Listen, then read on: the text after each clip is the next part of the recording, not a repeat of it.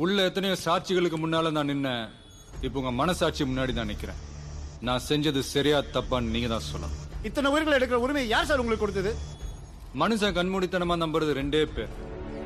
ஒன்னு கடவுள், இன்னொன்னு டாக்டர். கடவுள் கூட மசரதாயம் கொடுக்கிறோம். ஆனா டாக்டர் நம்பி நம்ம உசுரையே கொடுக்கிறோம். அந்த டாக்டர் தப்பு பண்ணக்கூடாது.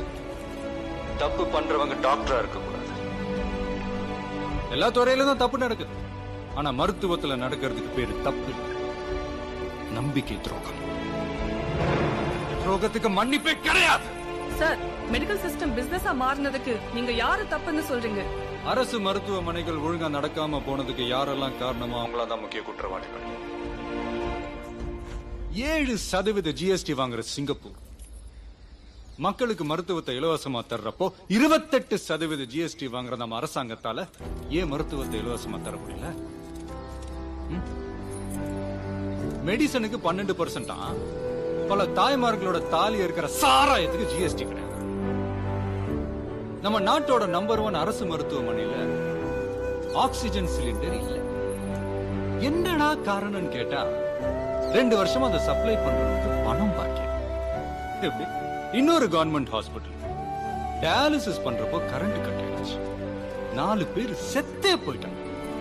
கேவலம் அங்க ஒரு பவர் பேக்கப் கூட இல்ல. இன்குபேட்டர்ல வச்சிருந்த ஒரு குழந்தைய பெருச்சாலி கடிச்சு இறந்து போறதுல நம்ம ஊர்ல மட்டும் தான் என்ன.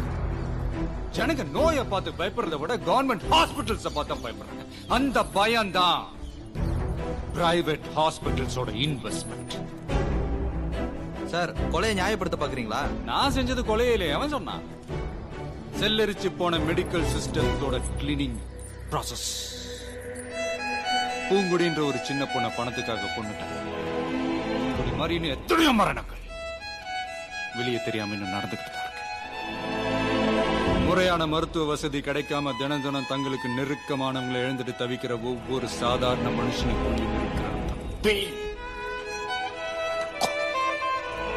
சார், சொல்லுங்க. நியாயமா? நியாயம் தான் சார். சார், என்னதான் சார் வேணும் உங்களுக்கு? இலவச மருத்துவம். பணம் சம்பாதிக்க 1000 வழி இருக்கு. மருத்துவம் அதுக்கான வழி கிடையாது.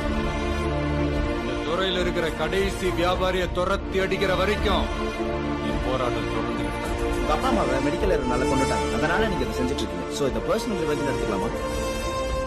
Nothing personal, just service.